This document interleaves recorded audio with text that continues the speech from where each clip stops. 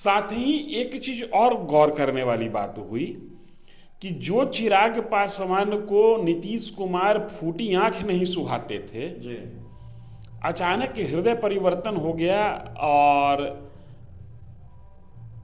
चाचा हैं, पिता सम्मान हैं, नीतीश कुमार अच्छा काम कर रहे उन्हीं के हैं, नेतृत्व में एनडीए चुनाव उन्हीं के लड़ेगा। नेतृत्व में एनडीए चुनाव लड़ेगा। जी तो ये दो घटना ऐसी जरूर है जी जो एनडीए का जो सबसे बड़ी पार्टी जो है बीजेपी, उसके लिए चौंकने और चेतने का वक्त था। जी आप कह सकते हैं, दावा आप भी नहीं कर सकते हैं, लेकिन कह जरूर सकते हैं कि चौंकते हुए और चेतते हुए अब एनडीए ने, या ये कहिए कि बीजेपी ने चेताने की कोशिश की है।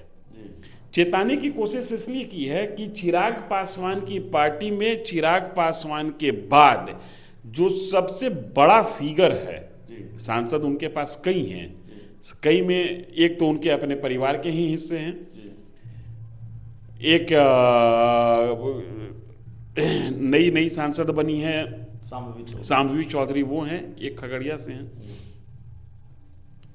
दल पर जो पहचान है, दल पर जो पकड़ है, वो चिराग पासवान के बाद सबसे ज्यादा हुलास पांडे जो की। पार्टी का मैनेजमेंट देखते हैं, चुनावी मैनेजमेंट तमाम देखते हैं। चीजों को चिराग पासवान के बाद पार्टी में नंबर 2 की स्थिति में आज की तारीख में हुलास पांडे हैं। बिल्कुल तो संभव है कि राजनीति स्मेल करते हुए हम इस बात को समझने की और डिकोड करने की कोशिश कर सकते हैं, और डिकोड होता हुआ ऐसा दिख रहा है कि चिराग पासवान ने हाल में जो बिहार की राजनीति में अपनी सक्रियता का ऐलान कर दिया और अपने सनातन दुश्मन नीतीश कुमार को जिस तरीके से वो सनातन मित्र बताने लगे, ये बीजेपी के लिए, या चिराग पासवान जो खुद को कभी नरेंद्र मोदी के हनुमान कहते थे, राम के लिए चेतने का वक्त आ गया कि यह हनुमान कलयुग है भाई, लंका में आग लगाए या न लगाए, हो सकता है कि अयोध्या में आग लगा देगा। नमस्कार, आप देख रहे हैं 4 PM और मैं हूं अभिषेक मिश्रा। देखिए, एक तरफ बिहार के मुख्यमंत्री नीतीश कुमार को लेकर यह चर्चा आम है कि नीतीश कुमार पाला बदल सकते हैं, खेल कर सकते हैं, और उसको लेकर तमाम तरह के अपडेट हम आपको बता रहे हैं, घटनाक्रमों से आपको अवगत करा रहे हैं। लेकिन सवाल चिराग पासवान का भी है। एक वक्त पर कहा कि जरूरत पड़ेगी तो मंत्री पद से लात मार दूंगा। चिराग पासवान, जिन्होंने बिल्कुल मौन साध रखा है, चिराग पासवान जिनके बारे में यह कहा गया कि अगर उनके करीबी नेता हुलास पांडे के ठिकानों पर ईडी की रेड हुई, ईडी का शिकंजा उनके करीबी हुलास पांडे पर कसता जा रहा है, तो दरअसल निगाहें कहीं और है और निशाना कहीं और है। चिराग पासवान को बीजेपी ये बताना चाहती है कि कायदे में रहोगे तो फायदे में रहोगे। चिराग पासवान और बीजेपी का रिश्ता कितनी देर तक, कि क्या चिराग पासवान भी झटका देंगे और हुलास पांडे वाले मामले का पूरा खेल समझने की कोशिश करेंगे। हमारे साथ सीनियर जर्नलिस्ट, बिहार के जाने माने पत्रकार धीरेन्द्र सर हैं। सर, सबसे पहले तो वक्त देने के लिए बहुत बहुत शुक्रिया, और आज आप स्टूडियो में आए हैं।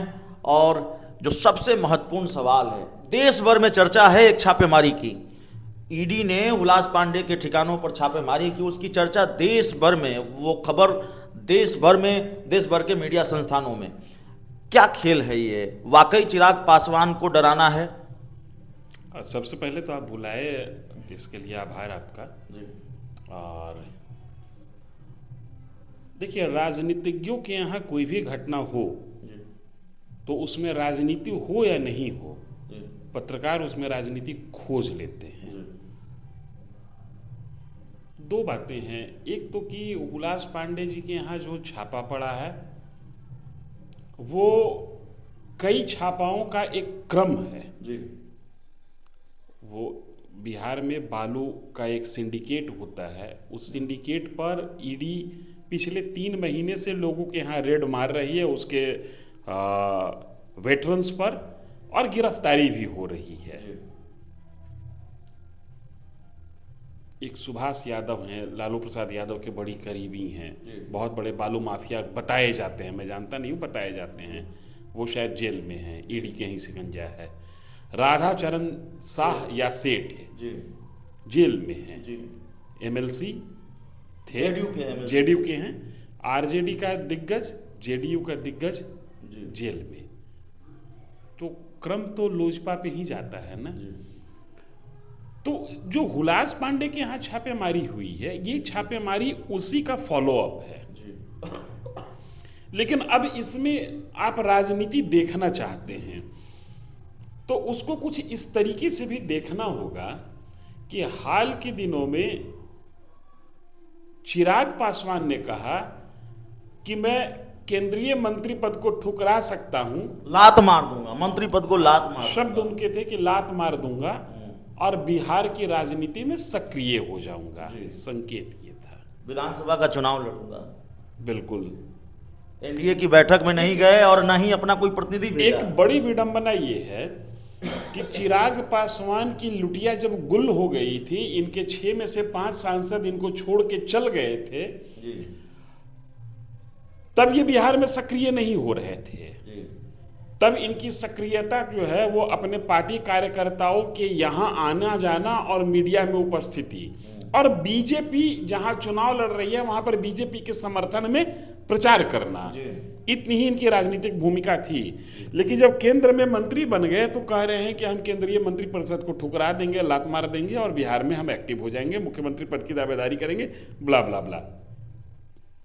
साथ ही एक चीज और गौर करने वाली बात हुई कि जो चिराग पासवान को नीतीश कुमार फूटी आंख नहीं सुहाते थे, जी अचानक हृदय परिवर्तन हो गया और चाचा हैं, पिता सम्मान हैं, नीतीश कुमार अच्छा काम कर रहे हैं, उन्हीं के नेतृत्व में एनडीए चुनाव उन्हीं लड़ेगा। के नेतृत्व में एनडीए चुनाव लड़ेगा। जी तो ये 2 घटना ऐसी जरूर है जी जो एनडीए का जो सबसे बड़ी पार्टी जो है बीजेपी, उसके लिए चौंकने और चेतने का वक्त था। जी आप कह सकते हैं, दावा आप भी नहीं कर सकते हैं, लेकिन कह जरूर सकते हैं कि चौंकते हुए और चेतते हुए अब एनडीए ने, या ये कहिए कि बीजेपी ने चेताने की कोशिश की है। चेताने की कोशिश इसलिए की है कि चिराग पासवान की पार्टी में चिराग पासवान के बाद जो सबसे बड़ा फिगर है, सांसद उनके पास कई हैं, कई में एक तो उनके अपने परिवार के ही हिस्से हैं, एक नई सांसद बनी है शांभवी चौधरी, वो हैं, एक खगड़िया से हैं। दल पर जो पहचान है, दल पर जो पकड़ है, वो चिराग पासवान के बाद सबसे ज्यादा हुलास पांडे जो पार्टी का मैनेजमेंट देखते हैं, चुनावी मैनेजमेंट, तमाम चीजों को चिराग पासवान के बाद पार्टी में नंबर 2 की स्थिति में आज की तारीख में हुलास पांडे हैं। बिल्कुल। तो संभव है कि राजनीति स्मेल करते हुए हम इस बात को समझने की और डिकोड करने की कोशिश कर सकते हैं, और डिकोड होता हुआ ऐसा दिख रहा है कि चिराग पासवान ने हाल में जो बिहार की राजनीति में अपनी सक्रियता का ऐलान कर दिया और अपने सनातन दुश्मन नीतीश कुमार को जिस तरीके से वो सनातन मित्र बताने लगे, ये बीजेपी के लिए, या चिराग पासवान जो खुद को कभी नरेंद्र मोदी के हनुमान कहते थे, राम के लिए चेतने का वक्त आ गया कि यह हनुमान कलयुग है भाई, लंका में आग लगाए या न लगाए, हो सकता है कि अयोध्या में आग लगा देगा। तो अयोध्या को बचाने के लिए राम के जो दूसरे हनुमान हैं, शायद उन्होंने एक प्रेशर क्रिएट करने की कोशिश की हो कि अगर जो ज्यादा उछलने की कोशिश किए तो कहां कहां से कतर दिए जाओगे इसका अंदाजा नहीं हो। फायदे में रहना है तो कायदे में रहना होगा। बिल्कुल। 2 चीजें, एक बात और है, विधानसभा चुनाव होना है, ये चिराग पासवान को भी पता है कि अगर एनडीए में रहेंगे तो जब तक नीतीश कुमार हैं तब तक मैं मुख्यमंत्री पद का दावेदार नहीं हो सकता हूं। नीतीश कुमार को भी पता है कि जो लिजलिजी सी हालत उनकी हो गई है प्रदेश की राजनीति में, बीजेपी की मेहरबानी पे ही उनकी राजनीति टिकी हुई है, चाहे विधानसभा के अंदर का मसला हो या लोकसभा के अंदर का मसला हो। वो भले उनके अपने लोग कहते रहे कि नीतीश जिसके साथ होते हैं जीत उसी की होती है, लेकिन उनके अपने प्रवक्ताओं को ये पता होना चाहिए कि नीतीश जब अकेले होते हैं तो 2 पर सिमट जाते हैं और 243 पर जाने का साहस नहीं जुटा पाते हैं। तो ये दोनों तरफ से नीतीश कुमार और चिराग पासवान की ओर से हो सकता है कि संयुक्त रूप से बीजेपी के ऊपर एक प्रेशर क्रिएट करने की कोशिश हो, और उस प्रेशर का मजमून ये हो कि आने वाले विधानसभा चुनाव में ज़्यादा से ज़्यादा सीट लिया जाए।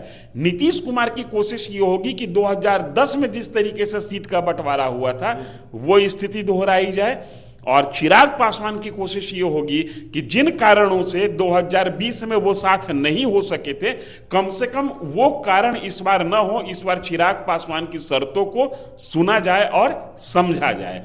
बीजेपी के पास समस्या ये है कि 243 से ज़्यादा कंस्टिट्यूंसी बीजेपी खड़ी नहीं कर सकती है। बीजेपी पिछले 20 साल 25 साल से ये हसरत अपने सीने में दबाए हुए है कि हम बड़ी पार्टी बनी और बड़ी पार्टी बनकर नेतृत्व अपने हाथ में लें। बड़ी पार्टी अभी है लेकिन नेतृत्व हाथ में लेने की स्थिति नहीं बन रही है। तो कुल मिलाकर बीजेपी नंबर गेम्स में इनको उलझाना चाहती है, ताकि आने वाले दिनों में अगर जो प्राकृतिक रूप से स्थितियां कुछ उलट पुलट कर देती हो, प्राकृतिक रूप से स्थिति में कुछ फेरबदल होता हो, तो उस समय गेम उनके हाथ में हो।